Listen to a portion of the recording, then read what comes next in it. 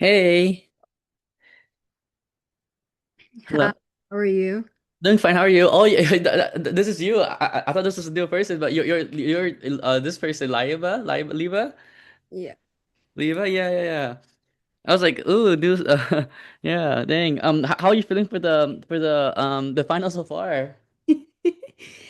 I'm gonna be, I didn't study yet. Oh, you didn't study yet? No, Wait, because when is it? When is the final? it's on Friday, but I'm taking this other NPB 101 course, Uh-huh. and there's like lecture every day for that course. So there's like 46 lectures. It's in 46 lectures? biology and physiology. Yeah, for NPB. Yeah. Oh my gosh, dang. That's And that's stressful. and that's on like Thursday. So there's just a lot of like lectures. There's like we had lectures every single day, 5 days a week. Yeah, dang. That's crazy. 5 days a week, 1 hour a day. Yeah. Oh my gosh. So that's Okay. why like I've been doing that, but I do plan to now like start probably like Mm-hmm. with midterm two and then like look at midterm one stuff again. But I was pretty okay with midterm one. I think I just lost point with one of them like major predict the major product or like Mm-hmm. the spec stuff. I never get it right. So Mm-hmm. Yeah, we could do a lot of practice. For 118A, which professor do you have this quarter? Is it Fairhouse or Levens? it's 118C. Oh, this is 118C? Oh. Wait. So, because I saw on the thing what you wanted to go over, right? You said stereochemistry and reaction mechanisms, right? What did you mean by stereochemistry? Like what did you want to know about stereochemistry? I think you're mixing me up with someone else. Oh, wait, really? I'm Liva from the Instagram, the one I messaged you about Wait. 118C and I shared Levi's midterm. Yeah, yeah. I remember like that.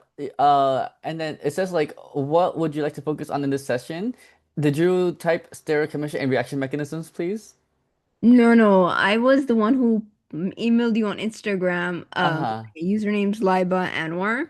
Uh-huh. Yeah, And yeah. I emailed you about midterm too. So I emailed you Hmm. about heterocycles and stuff too. Oh, really? Wait, so this isn't you, this person? No. Wait, that's kind of weird. This isn't me. Wait, this isn't you. What? Wait. You should just check your Instagram. Okay. Let me check my Instagram. Because it says you joined my like meeting like 3 minutes ago as well. Okay. I'll just check my Instagram.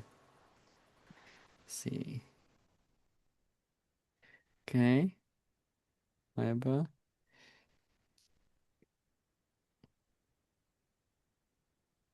Oh, you sent it on the email. Okay. Yeah. Let's do that. You want to focus on chapter midterm one stuff like carboxylic acid derivatives and stuff like that? No, I sent most of the midterm two stuff. So like Mm-hmm. the acyl anions, the heterocycle and the Mm. benzylic Right. stuff. And benzoic stuff. I was Okay. like, he's trying to put me in 118A. I'm done. Yeah. I know. You're done with that. I was like, I'm almost done with organic chemistry. Yeah, yeah.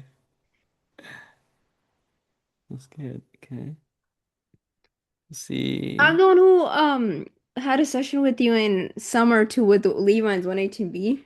Yeah, I remember And you you. taught me like how to like get the spec stuff, most of the stuff like and not if you're not able to get the full structure, she'll give you partial points. Like with the fragments, like the Yeah. IR, Mhm. HNMR. Yeah, that's good. Why isn't it showing anymore? Okay, this one. Yeah, it's like this was all these are the three chapters we had Mm-hmm. for midterm two was heterocycles and then the carboxylic the carbohydrates were just like the Mm-hmm. final stuff. Yeah. And then it was like mostly heterocycle, acyl anion and the benzylic positions. Mm-hmm. Yeah. Okay. So, let's go over those reactions over here. And then, do you just want to work through this practice problem here? Like let's say ester anions, chapter 23, and then heterocycles afterwards. Um, for like, um, I was looking at the heterocycles, Mm-hmm. And I'm mostly confused, like when am I gonna react at position C2 Mm-hmm. versus C3? Right, right. So that's gonna go talk about resonance, right? So if we go to the heterocycles practice over here, I'm like let's looking say like practice like question C. question C. Okay, that's good. That's good. Question C, like right here, we Hmm. have pyridine, right? Where we or like it's not pyridine because this is also other group attached to it. And when we look at the first reaction, NaNH2, NH3 with water, right there, the Hmm. the NH2 here is gonna be the nucleophile. Like I'm not exactly sure which position yet, but then I could figure that out by looking at the one that was gonna give us the most stable like structure as a result, right? So you know how this nitrogen here is an electronegative atom right here. Wait, which one is it? This one here, this nitrogen atom that you see over here that Hmm. I'm highlighting is electronegative. Hmm. So what I'm gonna do here is that I'm gonna attack this carbon here that is right next to the nitrogen, because what that will allow us to do is that will allow us to have a negative charge on that nitrogen atom. So the intermediate here after the first step would look like this.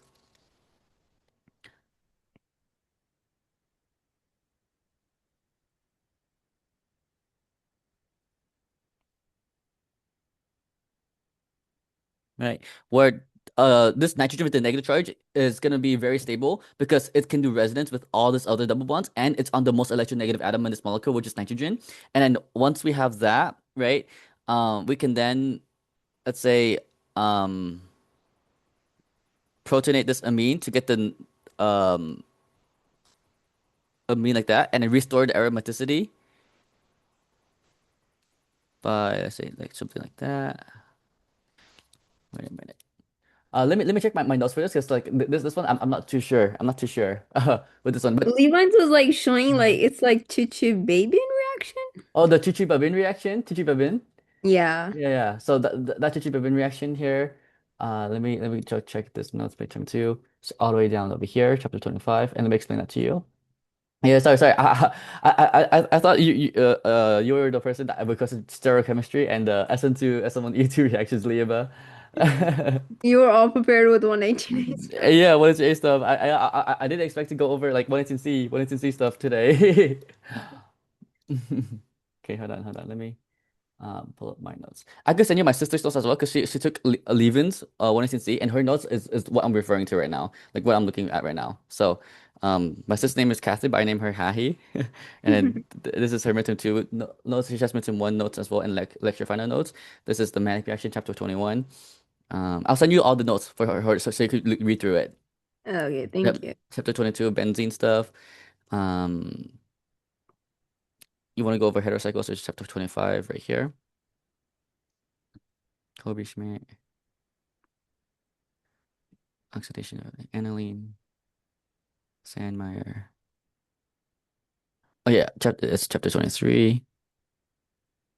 It should be chapter 25. Yep, chapter 25 right here.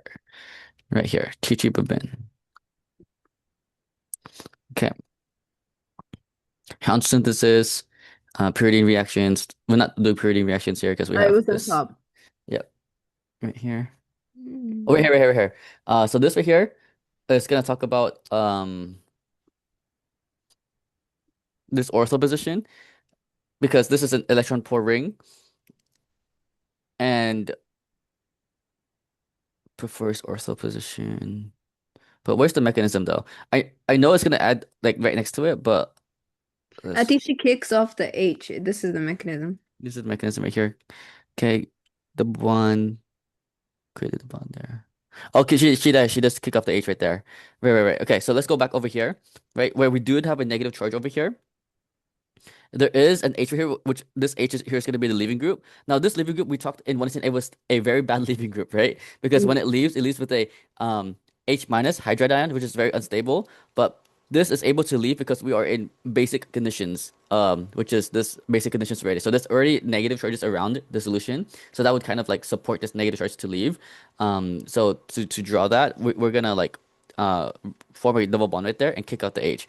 Um, or it could go all the way around here, and go here, and kick out the H. But that right there would just give us this final answer right here, where we kick out the H, reforming our aromatic structure here, like this, NH2, right? And a double bond right there. Okay, so this right here will add on to the ortho position rather than the other positions because that would allow for this more stable negative charge, right? More stable negative charge to exist. And That's what I actually came up with, but on Leland's Mhm. practice, it said it Yeah. had it on the para position too. Oh, at the para position as well. Oh, for both products, like she had this product and the para position product. Yeah. Okay, so let's see why here. So I'm gonna erase this. Is that okay, Liba, the erase this mechanism? Like, well, actually, I could just draw a new one over here to show you why the pair position can also work right here, right? So let's say we have NH2 minus. This NH2 minus here, we can attack this carbon, um, push that over there, and push the bond onto the oxygen. And you notice how the negative charge is still on the nitrogen atom. hmm That's why it could also attack on the pair position. Does this have to do anything with like what we learned in 118B about like electron withdrawing, donating Mm. groups, or no? No, no, no. This hasn't. This is not nothing to do with that. This is just to find the negative charge where it wants to be in the most stable position, which is the most electronegative atom here, nitrogen, right? Um, you could think of it as like in 118B, we talked about like electron donating group, electron withdrawing group, right? Um, this right here is gonna like I could show you the resonance structure of this actually, right? To make it more clear of what's going on here. So we know this is gonna be the other part right here, where the position that got attacked was here. That's one electron, the ortho position, and this position right here, the pair position. And let's see why. So to represent that more clearly, let me draw you the resonance structures of this heterocycle over here.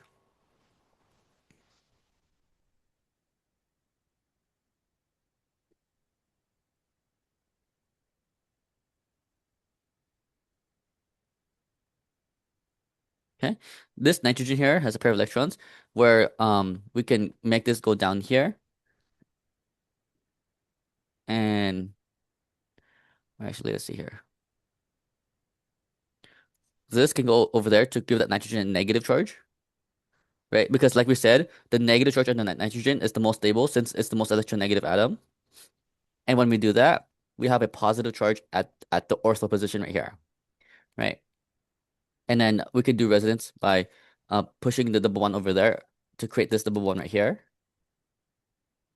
which will give us this resonance structure over here, um, which is going to have a positive charge on this para position right here.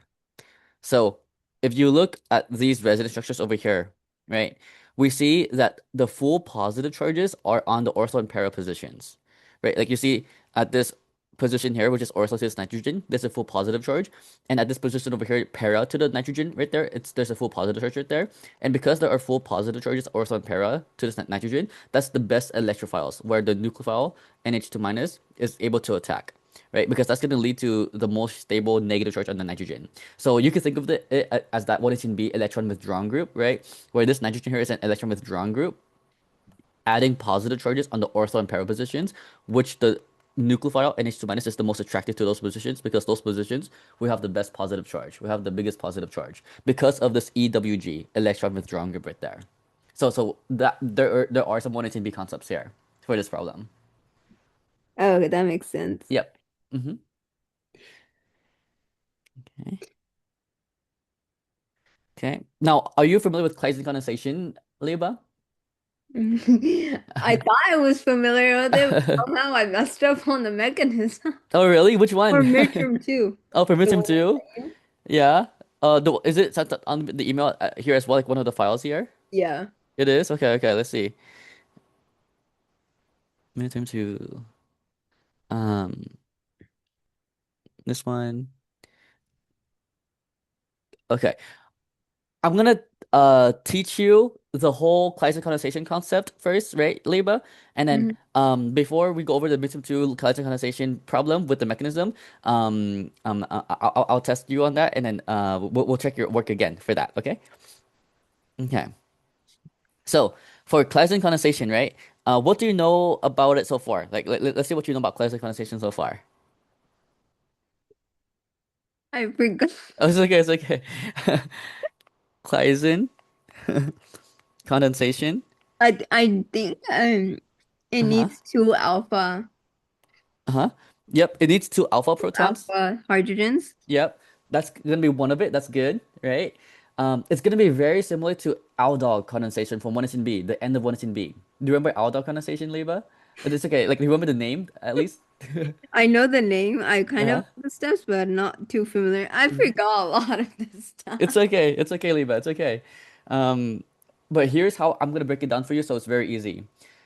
The nucleophile, which is the thing that has a negative charge of claisen condensation, is gonna be something called an enolate ion, which looks something like this, right? Where if we have this structure right here, this is an enolate ion because you know how when we talked about enols, which is an alkene next to an alcohol, right? This right here is an alkene next to an alcohol, enol.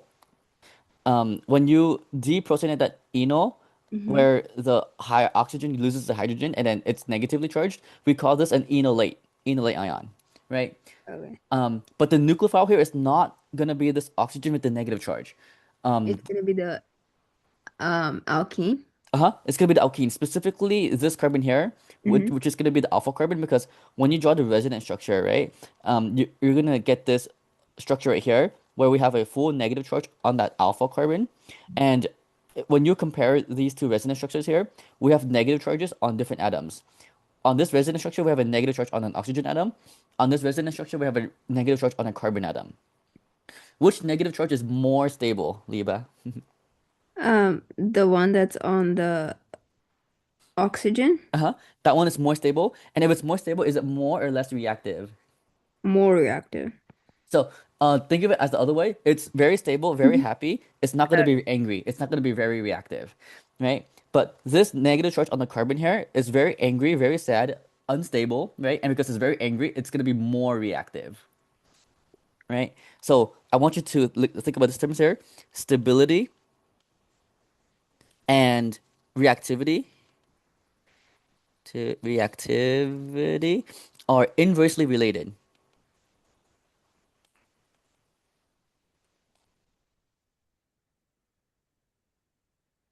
Right? Because the more stable and negative charges, the less reactive it is because it's very happy. It doesn't want to react with anyone.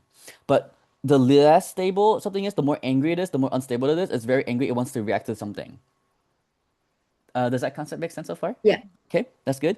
So that's going to be the nucleophile for classical condensation. And like you said, the requirement is that the nucleophile has to have at least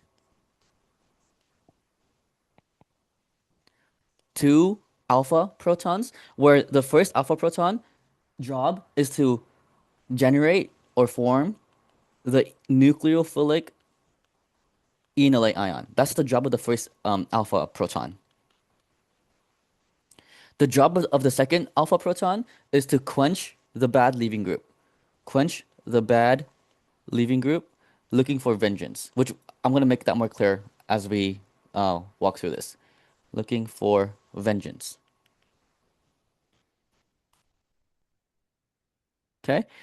So that's gonna be the nucleophile. An enolate ion, right, coming from a carbonyl of some sort, that has at least two alpha protons.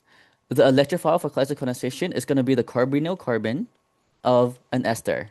Carbonyl carbon of an ester, right? So that's gonna look like this right here. Um, let's say we have a random ester, right? An ester is a carbonyl that's next to an OR group and an R group. Um, The carbonyl is a carbon double bond oxygen. So this oxygen here is called the carbonyl oxygen. This carbon here is called the carbonyl carbon, right? The carbonyl It's carbon here, always the electrophile is always going to be the ester. yes, for claisen condensation, it's always going to be the ester for claisen condensation. If you see a ketone or an aldehyde electrophile, it wouldn't be claisen condensation anymore. It would be aldol condensation, right? But if the electrophile is an ester, then we would do claisen condensation. For claisen condensation, the electrophile will always be an ester. Okay. Now in claisen condensation, right, we're in basic conditions, where the base has to match the OR group of the ester. Uh, I remember that part. Uh-huh. Right? So what is the OR group of this ester right here, Liba? Uh, it's OCH2CH3. Yep, OCH2CH3. That's gonna be the OR group right there. So the base that we have to use in this specific example here has to be this OCH2CH3 minus ion, ethoxide ion, right? If the OR group was this right here, our base that we have to use has to be this right here. Okay. Okay? Okay. Now, well, once we know the nucleophile and electrophile and they react with each other, where the nucleophile attacks the electrophile and do the whole mechanism, the product that we're gonna get here as a result is gonna be called a 1,3-dicarbonyl, right? Or you could call that a beta dicarbonyl. Same thing, different names. And And that's always true. that's always true for classical condensation. Always, always, always. Always true.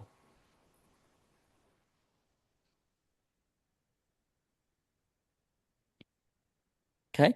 And what I mean by 1,3-dicarbonyl or beta dicarbonyl is that if you look at this molecule over here, the product will have two carbonyls, right? Di meaning two, carbonyl meaning carbon double bond oxygen. So in the product here, we will see two carbonyls, dicarbonyl, that are 1,3 from each other or beta to each other. So if I focus on this carbonyl here, this is the alpha carbon, which is the first carbon away from the carbonyl carbon, and this is the Hmm. beta carbon, the second carbon away from the carbonyl carbon. So that's why we call this a beta dicarbonyl. Or you could just simply count the distance between the two carbonyls, which is one, two, three. And because they're 1,3 from each other, we could also call that as a 1,3-dicarbonyl, like that. Okay? Okay. Now, there's going to be three different types of claisen condensation, Liba. There's self-claisen, there's mixed or cross claisen. And she had a claisen condensation on the exam. Oh, is she like claisen condensation as an example, as a mechanism? Yup. And Oh that's my like the gosh. worst. The average for that class was like worst I ever saw for organic chemistry. Oh, really? What was it? I never even saw that for like summer session. It was a 42. Oh, dang, 42 average. That's crazy. Oh my gosh. That's probably gonna be the dropped one, the dropped She exam. doesn't drop Oh, exam. she does a drop Remember, exam. she does only two Oh midterms. yeah, it's not three. It's not three. It's not Helix. Yeah. Oh my gosh. But it's curved at least, right? Yeah, she had to curve like the whole class basically failed. Oh my gosh. Hmm. So the intermolecular classic condensation, there's another name for that. We call that Dieckmann condensation, right? The Um, mixed one? the No, no. intermolecular one. And do you know what it means for a reaction to be intermolecular, Liba? When there's like we have our electrophile and nucleophile in the same molecule. Mm-hmm. Yeah. When the I think electrophile, that was like the mechanism. oh, really? Yeah, On the same molecule. I think I messed up because I didn't know which one to have. Uh-huh. I don't know. Levi's was talking about how sometimes you can have multiple products. Mm. Like if there's like two positions that can act as the alpha and two positions that have like um see, because I saw both alphas Mm. You there. saw both alphas here, right? Like this one and this one. Mhm. Yeah. So I'm gonna copy and paste this problem here and then go over the mechanism with you for this one here. Okay. Okay. So that's good. You saw two alpha. So there's two possible scenarios that we could have here. Let's see here. So, our nucleophile was an alpha carbon, like we said. Our electrophile is going to be the dot, which is this carbon on carbon of the ester. So this right here is our electrophile. Does that make sense so far? Yeah. Okay. And the OR group of the ester is this, and the OR group of the base is that, which matches that, which is good. Okay. Now, this is the carbon on carbon here, and then we have two alpha carbons, which is this and this. Let's call this alpha carbon A and this alpha carbon B. If I chose alpha carbon A as my nucleophile and I do an intramolecular reaction where the nucleophile attacks the carbonyl and push the bond onto the oxygen, right? That's gonna make a one, two, three, four, five, six, seven membered ring. So if we use A, that would make a seven membered ring. If we use B, that would make a one, two, three, four, five membered ring. Five. And this is gonna reveal 118A concept here. What do you remember is more stable? Five membered ring or seven membered ring? All I remember is 5 and 6. Five and six are the most stable rings. Seven is not one of the most stable rings, so five is more stable than a seven-membered ring. So that's why we're gonna choose um I think during the exam I was like, oh, bigger ring. this yeah, bigger ring, more stable. Not all the time, not all the time. Right? Not all the time. Um but do you get everything else though? Like the rest of the process here? Yeah, but Uh-huh. I don't know if Lima. I think it's for different claisen condensation, but in her notes she talked about how you could get multiple products for some types of Mm-hmm. claisen condensation. Yep, you can get multiple products for some types of classification, and I'll show you that right now, right? Let's say we have something like this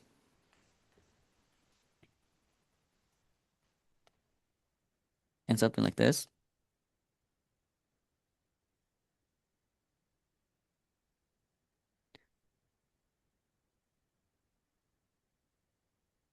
Right?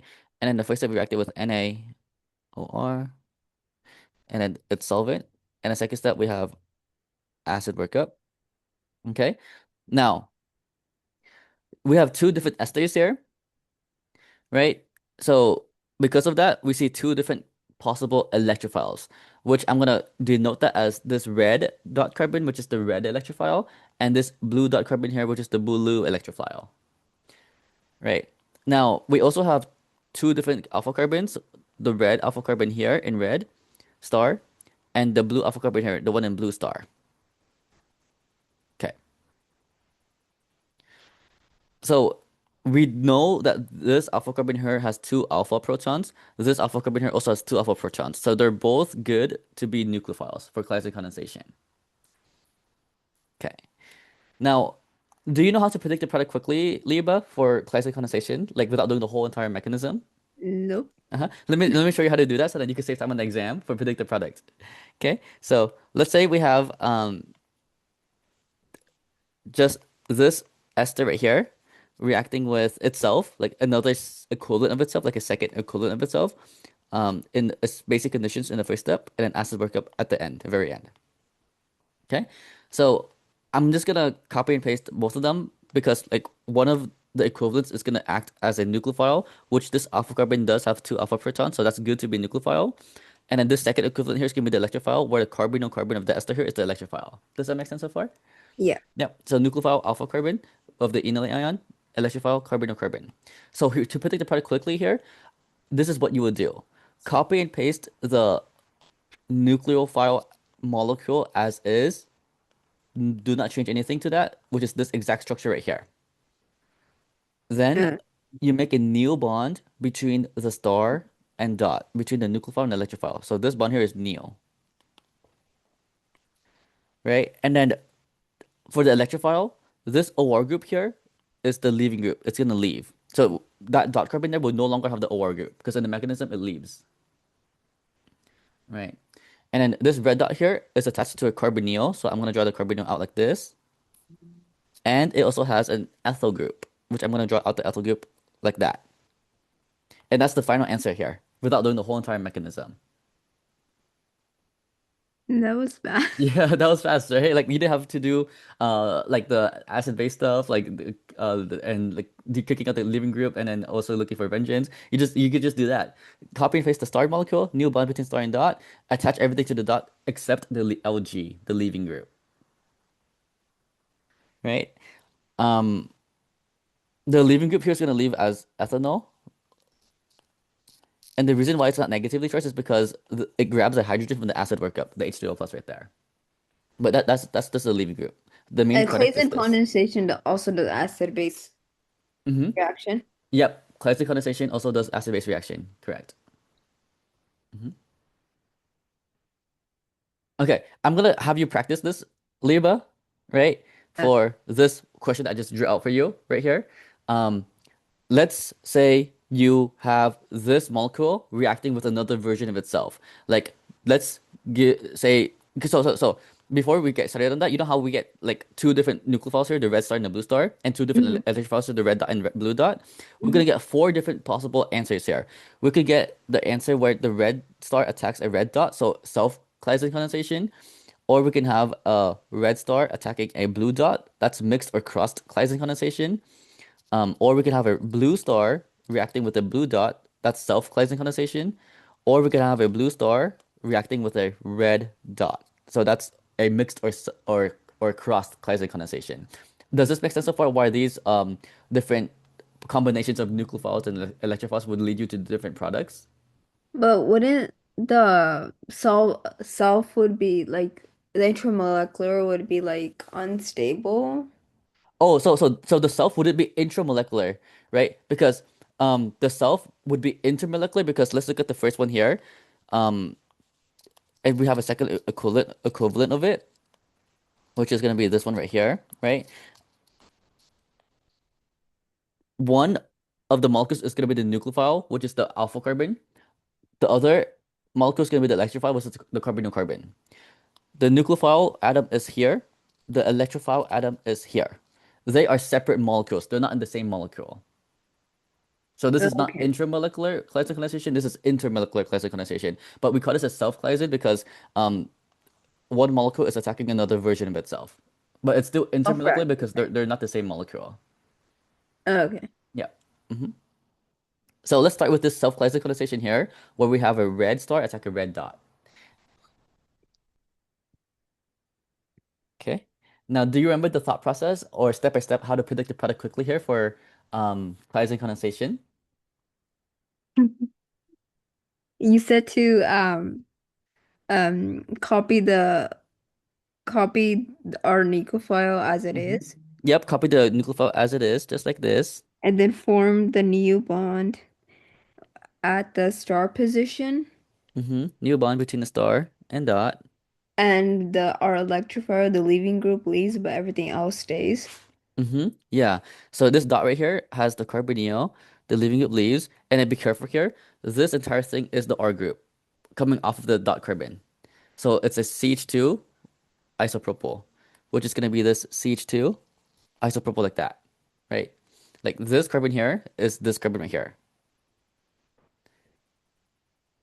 Okay. Okay. Now this is a 1,3 dicarbonyl because we have two carbonyls 1,3 to each other, and that checks out. That's good. So that's one of the products here. We could do the same for this combination here, where we draw out the red star because this is the red star blue dot now. Red star. Make a new bond between the red star and blue dot. Attach everything to the blue dot except the leaving group. So the blue dot has a carbonyl, and this R group, which is a CH2 cyclopentyl group, like that. So that's another unique product right there. The other unique product could come from my blue star blue dot. So this is going to be a self-Claisen now. So, like we said, copy and paste the starred molecule as is, which is going to be looking like this. Make a new bond between the blue star and blue dot. Copy and paste everything to the blue dot except the leaving group. So that includes the carbonyl and this CH2 cyclopentyl group like this. So that's another unique product from Claisen right there. Now, the last set of unique product of Claisen could be blue star red dot. So I'm gonna copy and paste the starred or nucleophilic molecule as is, make a new bond between the blue star and red dot, and copy and paste everything from the red dot except the leaving group, which has a carbonyl and this R group right here, which is gonna be like this, carbonyl, and the R group is this right here for the red dot. And that's how you could predict all the products for Claisen condensation quickly without doing the whole entire mechanism. Because if you were to do the mechanism one by one for each of these four unique products, that would take a long time. Yeah, I don't even think she's gonna ask the mechanism for this one because she already asked Claisen and condensation. But on the final, it's probably gonna be a different mechanism Uh-huh. she didn't ask. Yeah, like probably carboxylic acid derivatives like hydrolysis, trans esterification, Fischer esterification, especially the She intramolecular asked us ones. trans hmm esterification on the first exam, hmm so maybe something. hmm else, but I think there's only usually one mechanism on the final as well, right? On the final, I think I saw one mechanism. Yeah, on the final as well. Yeah, big. You know what I hated was the heterocycle no, HNMR. Oh, the HNMR for this exam right here. Yeah, the Oh my gosh, heterocycle. how I many kind points? of had some idea for the first exam. I was able to get like the where we were talking about like the derivatives. I was able to get like 15 points for this. I got like 9, 9 out of how many? 20. Oh no, Liva. Did you get DOU at least? Yeah, but I think the heterocycles are more difficult than compared to the carboxylic acid derivatives because Uh-huh. there are some rules, and for this one she would just say, "Oh, it's just logic game. You guys have to guess and check." Oh no. Oh my gosh. Yes, and check. Dang. Did you go to office hours a lot, Liva? I do go to office hours, but there's a lot. Dang. Of- Hmm. And then yeah, I do. I am like there always. Most of the time, I'm always there at her office hours. Oh really? Like, when are office hours? Like how many days a week does she have On office Tuesdays hours? and Thursdays, she has Do, office hours. okay. Are they like in person or online on So Zoom? she only does Zoom always because she says that she has a big like lecture, Mhm. like the students are a lot, so she wants to do it on Zoom. Oh, right. Because if she did it in person, a lot of students are probably gonna fill up the room. Yeah. How many people do usually show to her office hours? It's usually like for me, I only seen like the same people coming, like the three, four people coming, but usually Uh-huh. before exams, she always has like at least like 20 people Oh my gosh, that's expected. But that's good for that you're exams. being But other than consistent. that, it's usually like the same five, six people. Uh-huh. Dang, that's good. Okay, so let's talk about this now. Where we can still predict the product quickly for intramolecular classic condensation, aka Dieckmann condensation. So the way that I would like to do this is I'm gonna start numbering my number one atom at the start carbon, and then I'm gonna go all the way until I hit my uh, electrophile carbon, which is 5. So I know I'm gonna make a 5 membered ring here because 1, 2, 3, 4, 5 is like that. And another way that can help me figure this out is highlighting the backbone of the ring I'm gonna make, which is this 5 membered backbone right here. And all the members in the ring here are carbon atoms. So when I draw out the template of the ring, it's that 5 membered carbon ring atom right there. And I can number it however way I want, in whatever direction I want. Could be counterclockwise or clockwise. The most important thing here is being consistent on what groups are attached, right? We see our number one atom was the star nucleophile.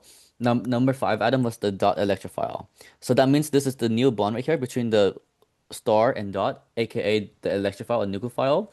Um, because there was no bond between 1 and 5 before, we made that new bond right there between 1 and 5, closing the ring, right? And you know how we said when we take it apart quickly here, copy and paste everything from the star molecule as is. So the star molecule here still has this carbonyl right here with the R group. So I'm gonna draw that out like this. The carbonyl is right here, and then the ethyl group is right there. Okay. Now, everything is attached to the dot except the Lg. So the Lg is not there anymore. The OR is not there anymore. But carbon 5 has a carbonyl directly on it, which I'm going to draw the carbonyl coming off of carbon 5 directly like that. And this is a 1,3 dicarbonyl because we have two carbonyls. 1, 2, 3, 1, 3 from each other. So this right here is how you could pick the product quickly without doing the whole mechanism. And this is the backbone, 1, 2, 3, 4, 5 backbone of the ring, which is the same highlight in yellow right here. Everything else is decoration. Number one here is the decoration. 5 no longer has the LgOR, but it has the carbonyl right there still. The If carbonyl always just stays there. That's how we make the dicarbonyl every yeah, time. that's how we make the dicarbonyl every time. Like 1,3 dicarbonyl all the time for claisen condensation. Okay. Hmm. Let me Um. give you a similar one, Leoba, where you have to choose which carbon is gonna give you the most stable ring, so you don't make the same mistake again. Okay. Okay, let's see here. Let's say we have,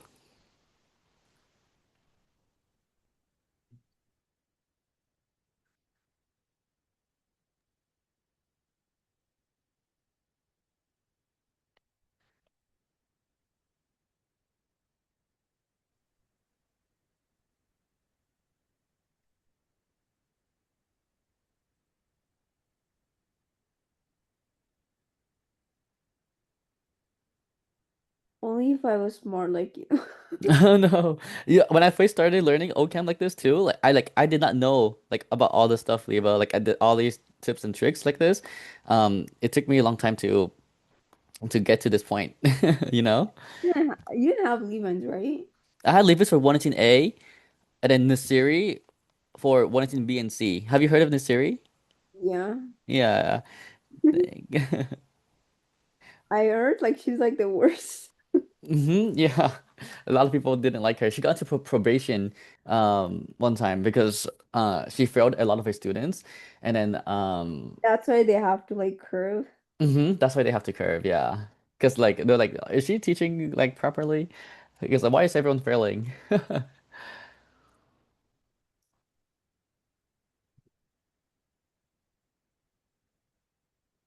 Okay. Take a look at this problem, analyze it, tell me what you think.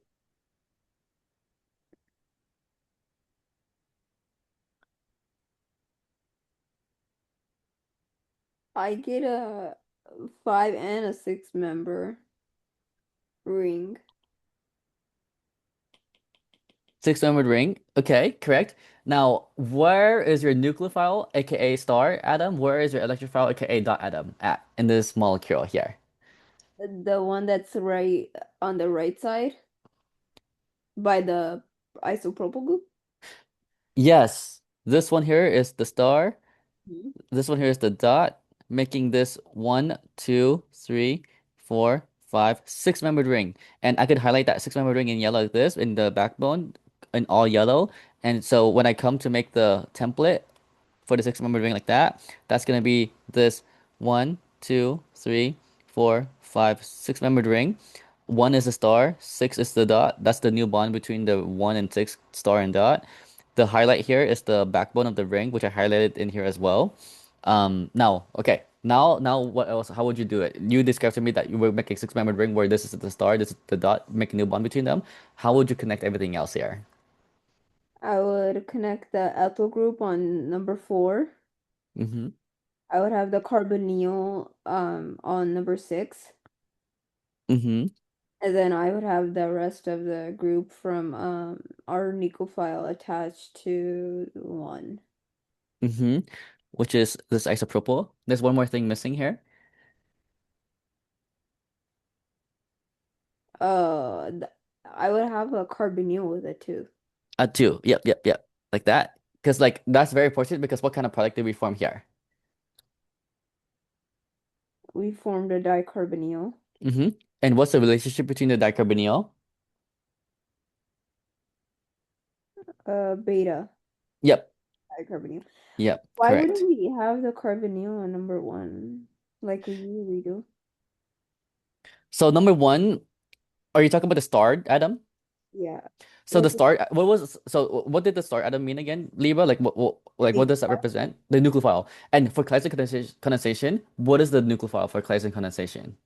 the alkane The enolate ion, enolate ion? Mhm. right? So when you look at this right here, this is another version of the enolate ion, just the resonance structure of it.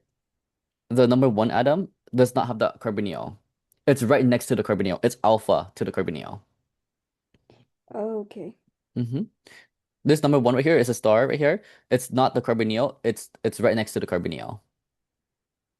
Couldn't we make a five member ring or would that be less stable to six? If you use this one right here, Yeah.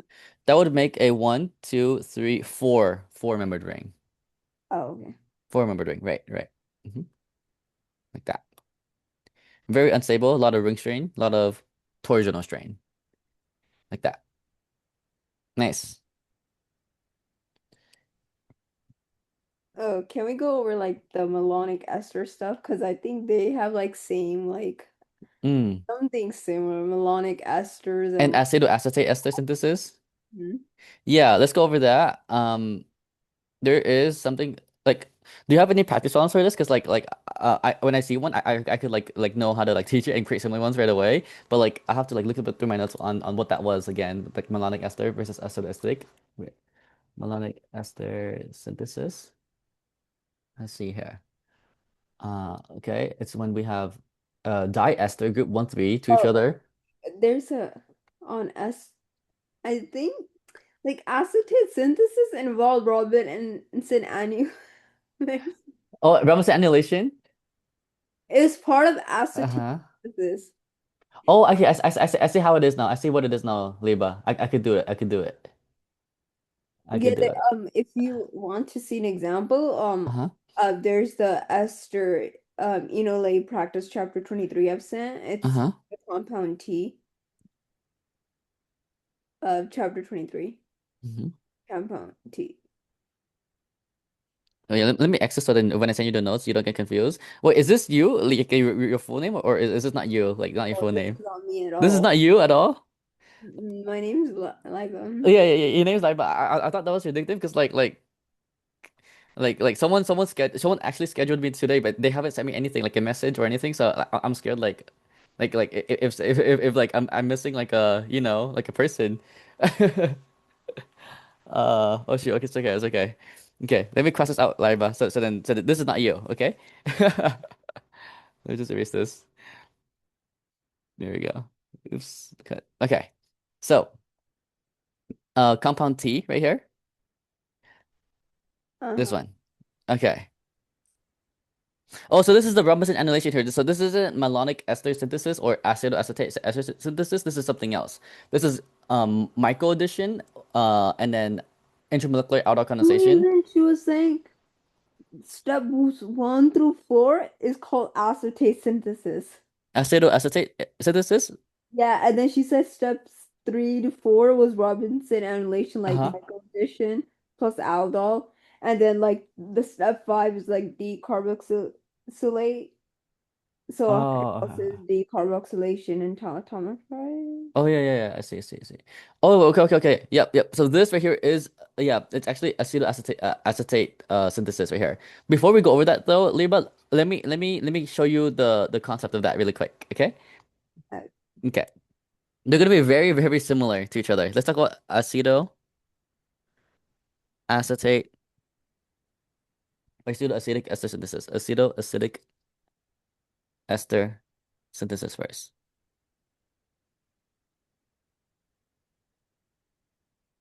Okay.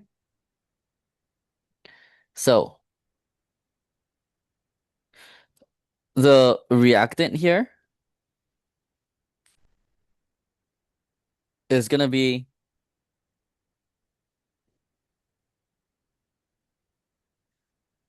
a beta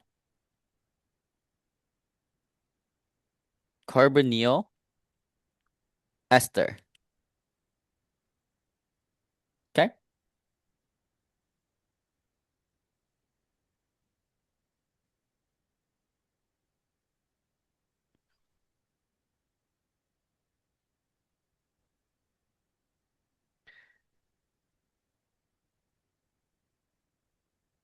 And the first reaction here is gonna be NaOR with the solvent, where this OR group here has to match the OR group of the ester. Because if it doesn't, that will do trans esterification, right? And what that would do is that would form the enolate ion in between the two carbonyls. And then the second step, you could do like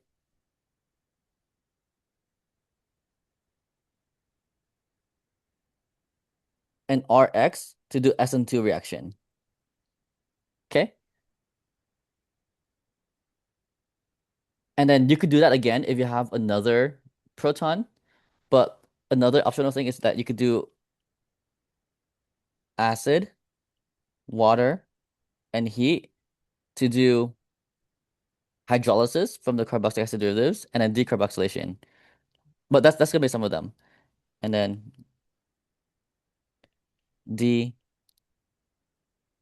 decarboxylation. Okay. Whereas the malonic ester synthesis is very similar. It's just gonna do the exact same thing. It's just a different reactant, but the exact same reactions. Right? And after the hydrolysis, what you get is you get you get a carboxylic acid. Okay? But for malonic ester synthesis, I mean not carboxylic acid, a ketone. The reactant for malonic ester synthesis is going to be a beta diester. Okay? Instead of a beta carbonyl ester, Mhm. they could do the same exact thing, but the product wouldn't be a ketone, it would be a carboxylic acid.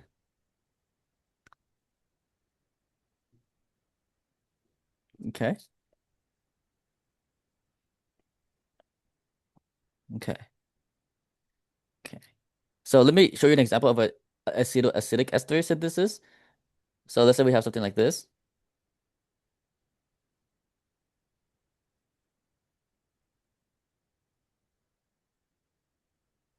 and then I give you these reagents right here.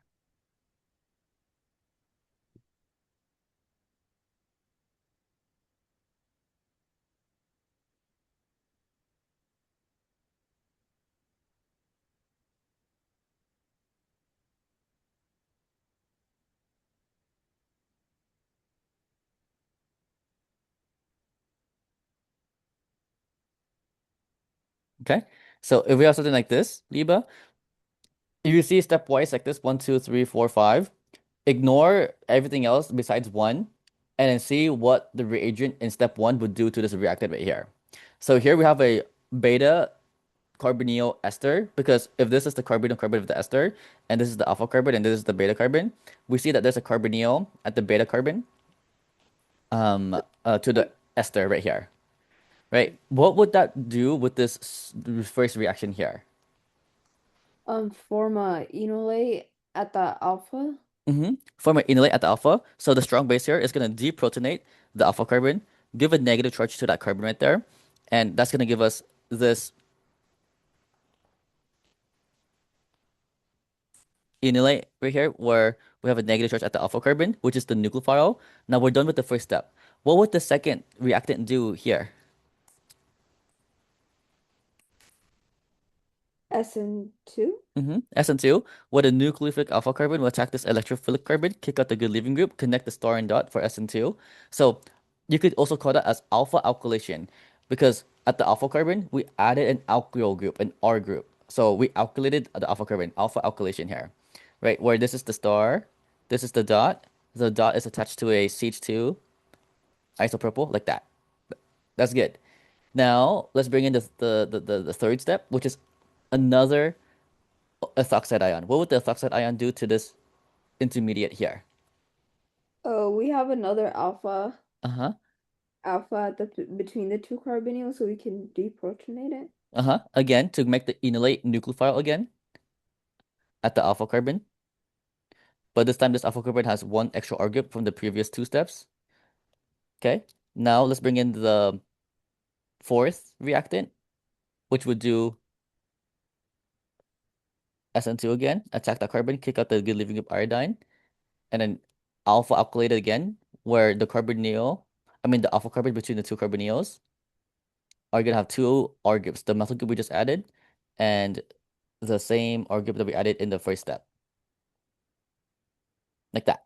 Okay. Now, the fifth step would do a lot of things, right? It's gonna do like, what would the fifth step do here?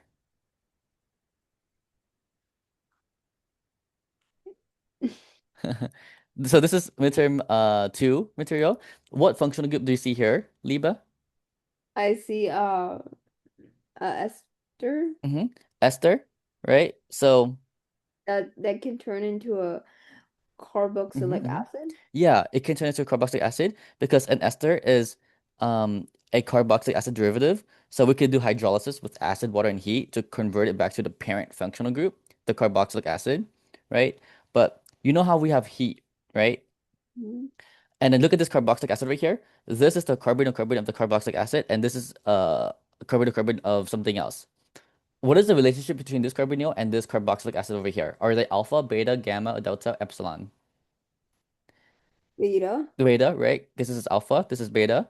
If you have a beta carbonyl carboxylic acid reacting with heat, you're gonna do decarboxylation, right? Where the carboxylic acid here will go away in the form of carbon dioxide, CO2 gas, right? And then that would leave you this as your answer, this entire thing right here. So you just completely get rid of the carboxylic acid and leave with that as the final answer, which would look like this. And then we could draw the methyl group going down here, CH2, CH2, isopropyl like that, which is this entire structure right here.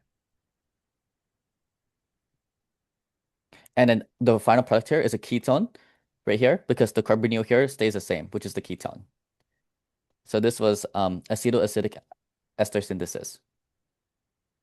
Okay. Any questions on that? So we do make a carboxylic acid, but since we have heat, it our CO2 is gonna leave. Yeah, so we do make a carboxylic acid from the ester, but then because we have heat and a carbonyl beta to the carboxylic acid, we're gonna do decarboxylation where the carboxylic acid is gonna go bye-bye in the form of CO2, Okay. right? So decarboxylation here, we need a beta carbonyl acid plus heat to get carbon dioxide gas, right? Minus COOH, carboxylic acid. The COOH will go away.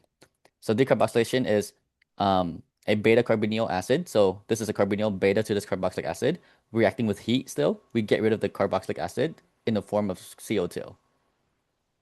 Right? Because we see here in the product, there's no more carboxylic acid. It's gone. Okay. Any questions on that, Liba?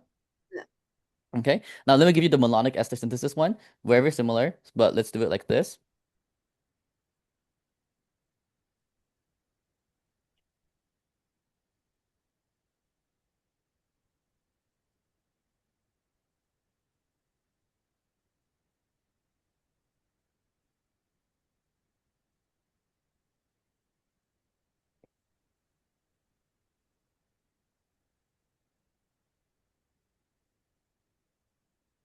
Okay. Can you describe to me what each intermediate would look like and then the final product would look like?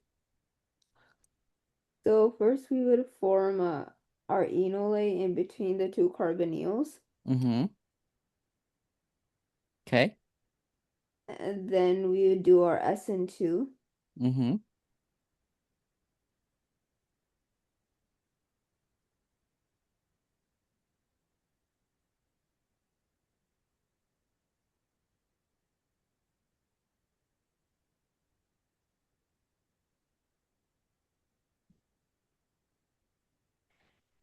Okay. turn into a carboxylic acid. Would mm-hmm. And this time we have two esters. Yeah, so we would keep it there. Both esters would turn into carboxylic acid, right? Because you know how when we put an ester through acid, water, and heat, we do hydrolysis to convert carboxylic acid into, to convert ester into carboxylic acid. We're gonna hydrolyze both of the esters into the carboxylic acid like that, right? Because you know how in the last reaction here, we turned this ester into the carboxylic acid. Yeah. This is not carboxylic acid, so we do not hydrolyze that, but we have two esters here, so we will hydrolyze that into carboxylic acid like that. But look at one of the carboxylic acids. Let's look at this one. This is beta to it. What would that happen with heat? What would happen in heat? Um, we would lose one of them. Only one of them, not both of them. Only one of them goes away, right? Only one of them goes away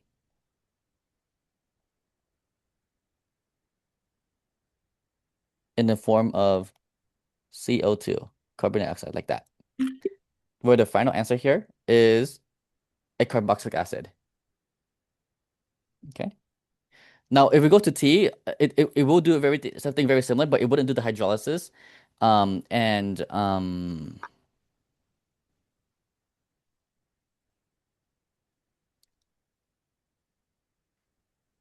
decarboxylation.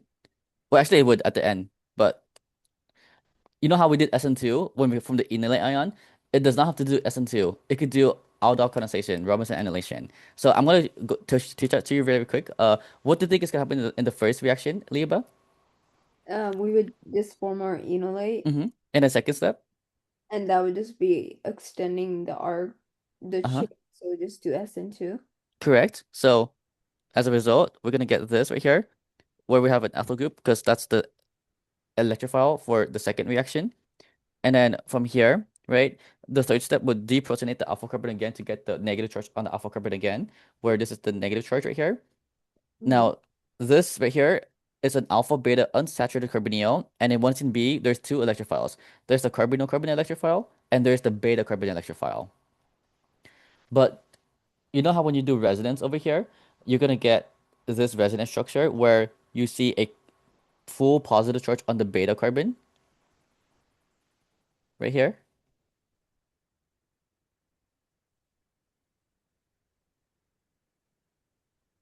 right? This is the carbon carbon, this is the alpha carbon, this is the beta carbon. The beta carbon here of the alpha beta unsaturated carbonyl is going to be the electrophile for this enolate. So this nucleophile here is going to attack this beta carbon, push the double bond over here, pop the double bond onto the oxygen, and now this is when we make the new bond between the star and dot.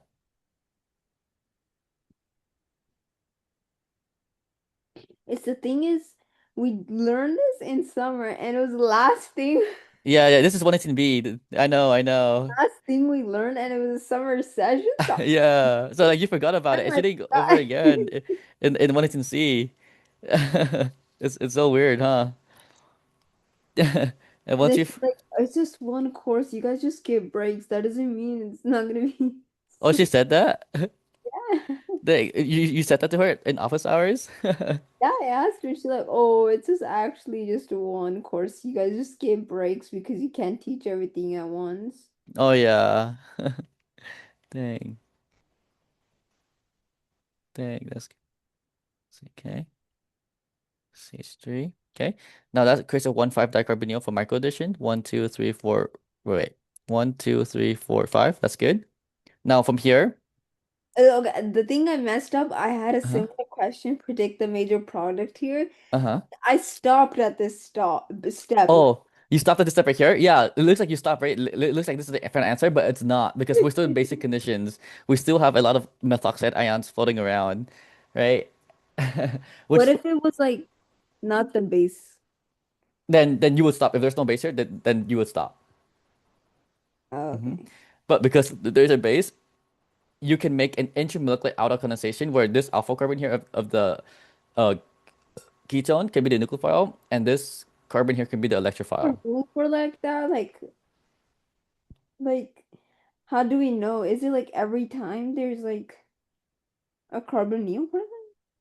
Every time there's a 1,5 dicarbonyl, so every time you see two carbonyls far away from each other, that's a very big signal, very big sign that you're going to do an intramolecular outer condensation or some intermolecular reaction in basic conditions. Because you see how these two carbonyls are far away from each other? That's a big sign that it's going to do a One intramolecular five reaction where it dark forms a carbonyl? ring. Yeah. It's a 1,5 dark carbonyl. Yep, 1,5 dicarbonyl. Because like if you count the distance between the two carbonyls, they're 1,5 from each other. 1, 2, 3, 4, 5, like that. Okay. Do the same trick that we did with claisen. 1, 2, 3, 4, 5, 6. One has the star, six has the dot. There's a new bond between one and six right there. I highlighted this backbone here, which is a six-membered ring.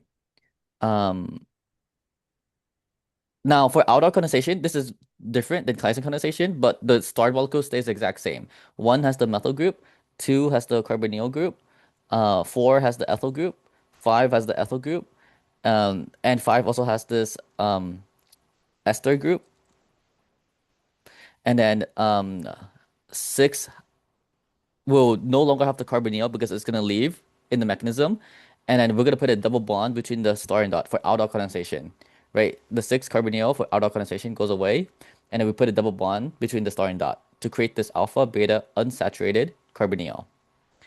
Okay. That's the bond is between our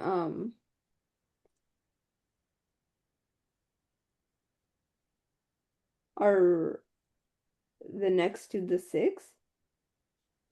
Uh, so this double bond here is, yeah, attached to the six. Okay. Hmm. Yep. And then we're gonna make a double bond between one and six right there. One, two, three, four, five. Let's see. And then what do you think? Let's say here. One, two, three. One, two, three. One, two, three. Hmm. Wait, five, six. Yeah, that's way too far. Okay, now what do you think the acid, water, and heat would do to this molecule over here?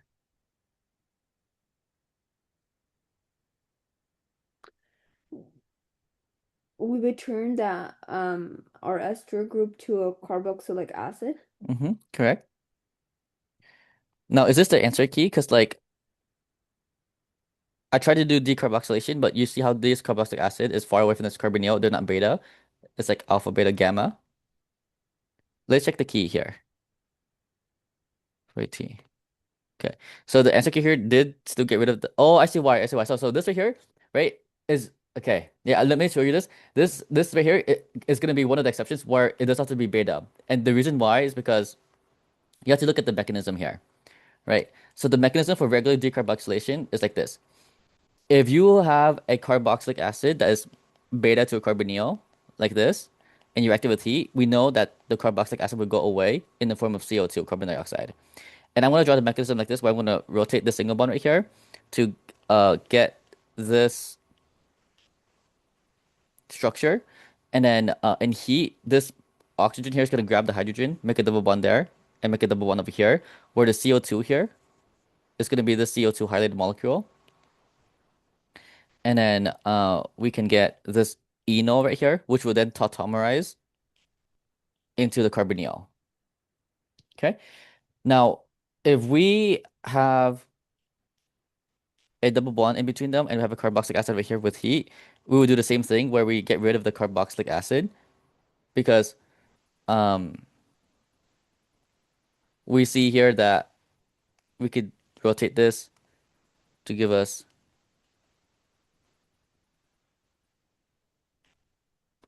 It's like the pericyclic. pericyclic structure where we grab that, make that. Um, wait, one, two, three, four. One, two, three, four. Um, and then we want to move this here. Okay, okay. And wait,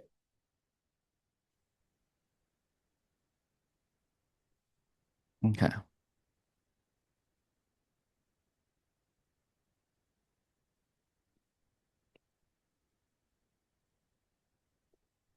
I think she tried to like kick off the oxygen, Mhm. no, after the ring was formed. After the ring was formed.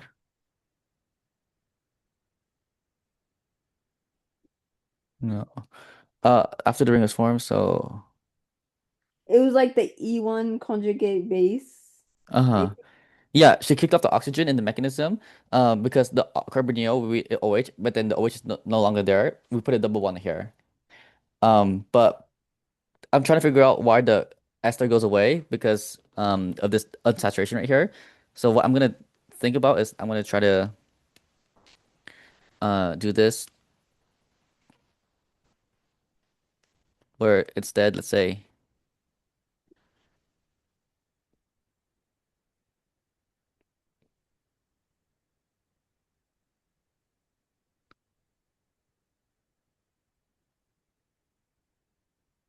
which would give us no, that's too far. Okay, so for decarboxylation, right? It doesn't have to be beta. It can be farther. Like let's say this is the carboxylic acid, this is alpha, beta, gamma. If there's an unsaturation here between the carbonyl and carboxylic acid, there has to be a saturation there. If there's not, then it cannot happen. So once we get to this point right here, it will become a carboxylic acid, in the transition state, but then with heat, we're gonna do decarboxylation because we have um an alpha beta unsaturated carbonyl where we just get Like rid just of, yeah. yeah, it just goes away at CO2 like this, like that. Okay, CO2 gas. Okay, any questions on that, Liba? I don't know. Okay, that's good. I'll send you the notes of this session and recording of this on Instagram. But good luck on finals, and I'm gonna I'm gonna continue studying for my finals I have tomorrow. I'm so scared. I'm not ready for it. Okay. Yeah, Thank you thank so you. much. Of course, Liba.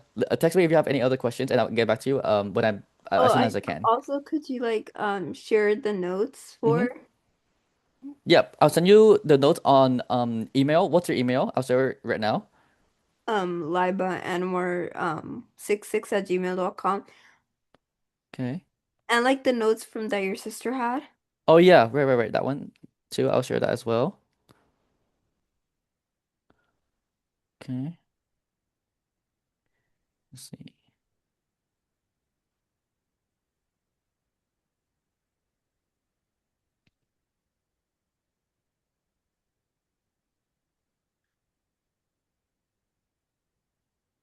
Okay.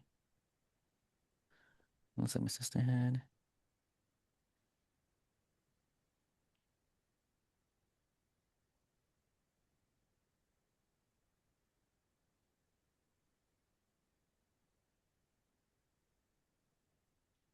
Okay. I just sent it to you, Larba. They should send you a email soon. And then these are the lecture notes for when you can see leave-ins. Thank you so much. Mm-hmm. Yep, of course. Good luck on your final. Yeah, thank you. Thank you. You too.